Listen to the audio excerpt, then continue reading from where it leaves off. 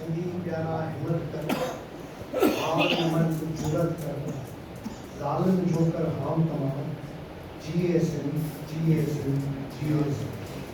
Stage पे वेठन सभी party जा सरबराह इंडा में वेठन वॾा भाउरो साहब भाउरो जिए सिंध अॼु मौलाना अज़ीज़ुल्लाह पोइ साहब जी चौथी बरसी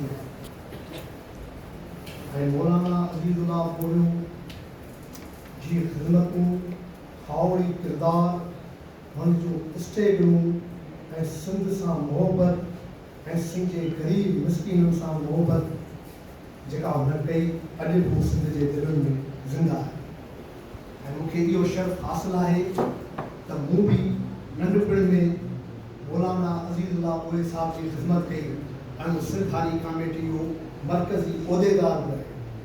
मूंखे यादि आहे जॾहिं 95 में सिंध हारी कमेटी की रैली कढी कालाबाग डैम के खिलाफ ऐं तकरीर पे कई तकरीर दौरान मौलाना अज़ीज़ुल्लाह पोइ एॾो जज़्बाती थी वियो ऐं पंहिंजी कमीज़ लाइ भिटी करे छॾी। हू सचो खरो इंसान हो, सच ॿुधाइण वारो, हू मिसकीननि जो यार हो, दर्द रखंदो, हू इंतिहा पसंदीदा जेका सिंध वञे पई उन दौर खां वठी हुनजे ख़िलाफ़ हो, सेकुलर माण्हू हो, हुन जहिड़ा इनकलाबी रहनुमा जेके अॼु बि सिंधी दौर में तव्हांजो रिसालो निकिरंदो हो जेके अॼु बि सिंध जी ज़रूरत आहे उन में छा लिखियो लिखंदो हो। ऐं आउं जेॾीमहिल सिंध अख़बार में हिननि जूं कचेरियूं थींदियूं उन कामिल गुलाम रसूल सेतो शहीद कामिल मज़हर साले बिलू ऐं पोइ हुनजी एतिरी देरि थी वेंदी त आउं कामिल मज़हर खे चवंदो बाबा हाणे हलो भला हलो, चई न पुट वे हिते सम्झ। पोइ हिननि जूं ॻाल्हियूं हुननि जूं कचेरियूं हिननि जा जेके मज़ो पियो लुत्फ़ पियो ईंदो, पोइ मूंखे चवंदो आख़िर में प्रोफेसर हंस साहब हूंदो उन वटि हली मूंखे लाइ, पोइ आउं वरी उन वटि वञी मूंखे लाहींदो। त इहो शर्फ़ हासिलु आहे असांखे।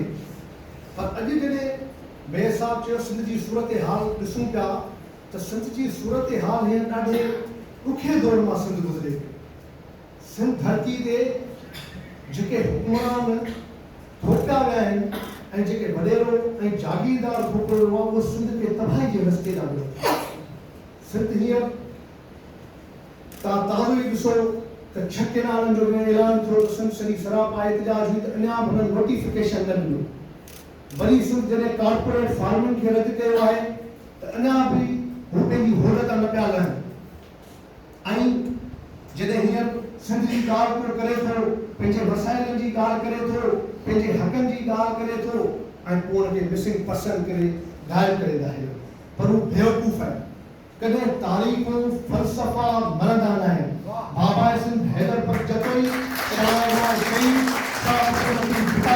रसूल बख्श पली जो साईं जीएम सैयद हज़ारे करोड़े सिंधियुनि जे माण्हुनि जी दिलनि में आहे। न हुनजो फ़लसफ़ो ख़तमु थींदो न हुनजी स्टेगल ख़तमु थींदी। असां हुनखे ॿुधाइण था चाहियूं त असां सिंध जे माण्हुनि ऐं सिंध जे वसाइलनि जा मालिक असां आहियूं। असां सिंध धरती जा वारिस आहियूं।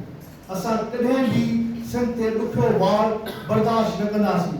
हिकिड़ो मसइलो न आहे, हींअर ताज़ो ई सॼी सिंध जा हारी सरापा एहतजाज आहिनि त सालनि जो अघु 4000 रुपया कयो वञे, पर इहे हुकुमरान उते बि ख़ामोश आहिनि, उते बि गुंगा ॿोला लॻा पिया आहिनि। छो जो हुननि खे सिंध जे माण्हुनि मैंडेट न आहे ॾिनो, हिननि खे विहारियो वियो आहे, हथरादो असांजे मथां हिननि खे सोटो वियो आहे। जेके सिंध दोस्त माण्हू हूंदा आहिनि, जीअं मेयर साहब चयो त अॼु जेके सिंध सां गॾु बीठा आहिनि त उन्हनि सां गॾु वकीलनि सां गॾु सॼी सिंध में बीठी आहे। अॼु सॼे सिंध जे माण्हुनि उन्हनि खे गैरतमंद सिंध जे माण्हुनि वकीलनि होंद ॾेई हिते पहुचायो। अॼु बि जे पाण गॾु न थींदासीं, सिंध में जेके पुराणियूं तहरीकूं हुयूं, हुर तहरीक कामयाब हुई, हारी तहरीक जेका सिंध में कामयाब तहरीक हली, अॼु बि सिंध खे अहिड़ी तहरीक जी ज़रूरत आहे, सचे लीडर जी ज़रूरत आहे। ऐं जेको बीहण वारो हुजे ऐं जेको बीहंदो, जेको सच थी हारुनि ऐं मिसकीननि सां गॾु बीहंदो त पोइ इंशाअल्लाह सिंध जी फतेह थींदी। हिकिड़ो मसइलो न आहे सिंध सां, सिंध सां हज़ारे मसइला आहिनि। सिंध जी तालीम ते धाड़ो वियो आहे, जेका तव्हां मौलाना अज़ीज़ुल्लाह पोइ स्टेगल कई। हर शइ पंहिंजे वजूद खे ख़तरे में विझी छॾियो अथनि। सिंध खे फ़लस्तीन वारे रस्ते ते पिया खणी विया आहिनि। जेतिरे ताईं हुकुमरान हिन सिंध जे गद्दारनि हिननि चूंडियल नुमाइंदा पीपुल्स पार्टी जंहिंमां जान न छुटंदी पोइ सिंध ख़ुशहाली जे रस्ते ते न वेंदी, सिंध कॾहिं ख़ुशहाल न थींदी। अचो त गॾिजूं मौलाना अज़ीज़ुल्लाह गोयल साहब जे रस्ते ते हलूं, बाबा सिंध हैदर पंजोते जे नज़रे ते हलूं। आख़िर में वरी हिकिड़ो शेर पढ़ी जाए वठंदुमि, जिए हारी है मज़दूर, जिए हाराणी पुरनूर, कोड़े अंदर सुबुह शाम, जिए सिंध, जिए सिंध।